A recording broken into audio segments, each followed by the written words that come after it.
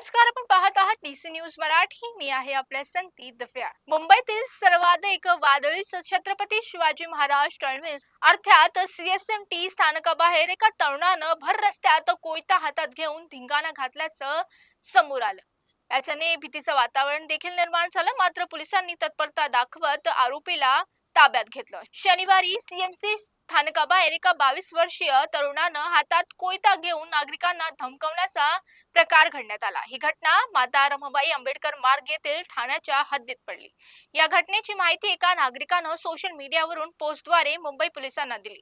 माहिती मिळताच सहाय्यक पोलीस निरीक्षक आपल्या पथकासह घटनास्थळी दाखल झाले. त्यावेळी आरोपी हातात कोयता घेऊन मोठमोठ्याने ओरडत होता आणि सोबत असलेल्या महिलेसह नागरिकांना घाबरत देखील होता. पोलिसांनी मागून वेढा घालून आरोपीला पकडलं आणि त्याच्या हातातील कोयता जप्त केला. चौकशी संबंधित महिलेने आरोपीचे नाव वकार अनवर शेख असल्याचं सांगितलं. दोघेही फिरण्यासाठी आले असताना झालेल्या वादानंतर वकारनं बॅगेतून कोयता काढून महिलेला आणि परिसरातील नागरिकांना धमकावण्यास सुरुवात केली. पोलिसांनी महिलेला सुरक्षित बाहेर काढत आरोपीला ताब्यात घेतलं.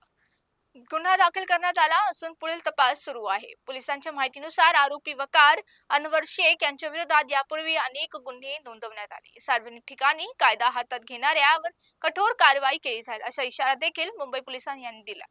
तर पाहत राहा डीसी न्यूज मराठी. तर थांबूया इथेच. पाहत राहा डीसी न्यूज मराठी.